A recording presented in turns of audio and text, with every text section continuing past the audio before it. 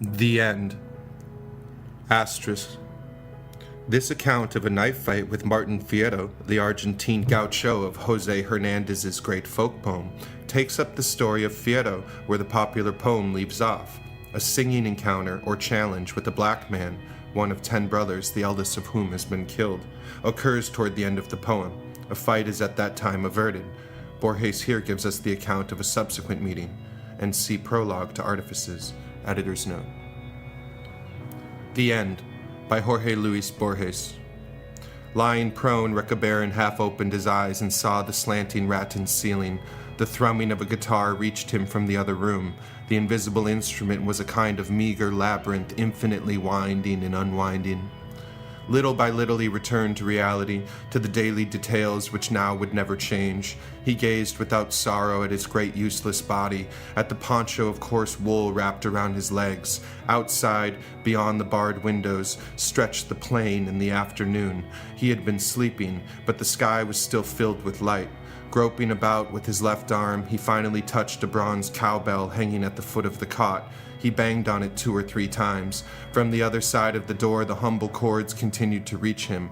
The guitarist was a Negro who had shown up one night to display his pretensions as a singer. He had challenged another stranger to a drawn-out contest of singing to guitar accompaniment. Bested, he nevertheless continued to haunt the general store, as if waiting for someone. He passed the hours playing on his guitar, but he no longer ventured to sing. Perhaps his defeat had embittered him. The other customers had grown accustomed to this inoffensive player. Recabarren, the shop owner, would never forget the songs of the guitar contest. The next day, as he adjusted a load of mate upon a mule's back, his right side had suddenly died and he had lost his power of speech.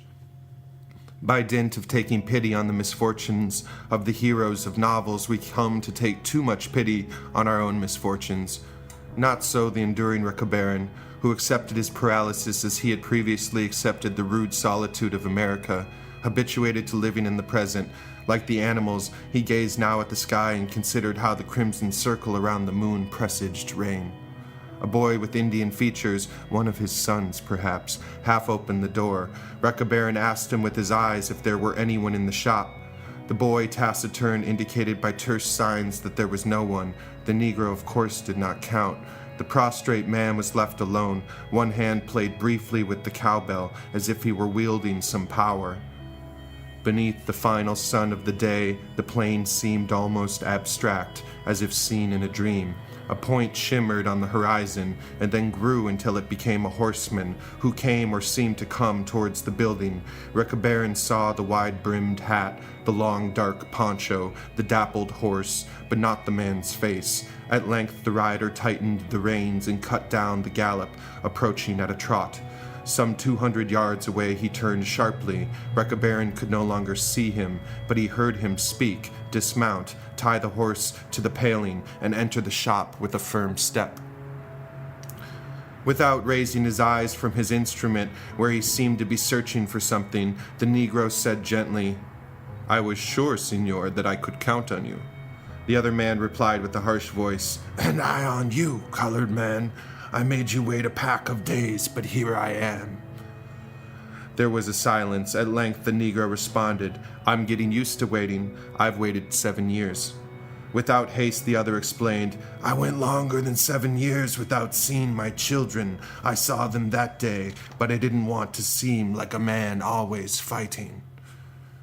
"I realize that. I understand what you say," said the Negro. "I trust you left them in good health." The stranger who had taken a seat at the bar laughed a deep laugh. He asked for rum. He drank with relish, but did not drain it down. "I gave them some good advice," he declared. "That's never amiss, and it doesn't cost anything. I told them, among other things, that one man should not shed another man's blood."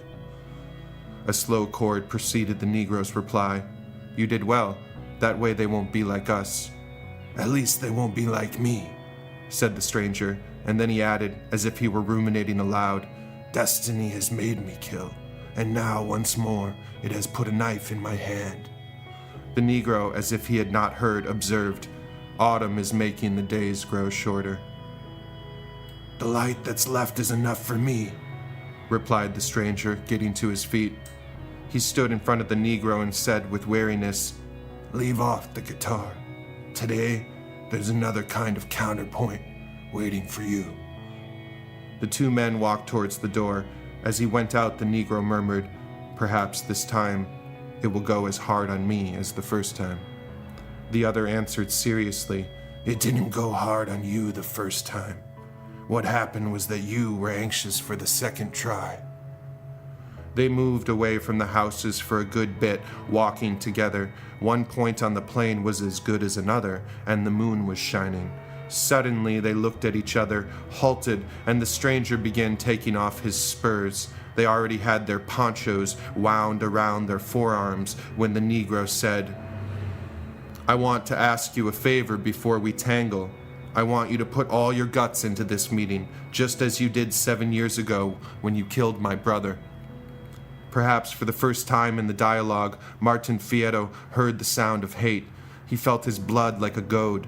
They clashed, and the sharp-edged steel marked the Negro's face. There is an hour of the afternoon when the plain is on the verge of saying something. It never says it, or perhaps it says it infinitely, or perhaps we do not understand it, or we understand it and it is as untranslatable as music. From his cot, Recabarren saw the end. A charge, and the Negro fell back. He lost his footing, fainted towards the other's face, and reached out in a great stab, which penetrated the stranger's chest. Then there was another stab, which the shop owner did not clearly see, and Fierro did not get up. Immobile, the Negro seemed to watch over his enemy's laboring death agony. He wiped his blood-stained knife on the turf and walked back towards the knot of houses slowly, without looking back. His righteous task accomplished, he was nobody. More accurately, he became the stranger. He had no further mission on earth, but he had killed a man. Translated by Anthony Kerrigan, narrated by Joseph Vogel.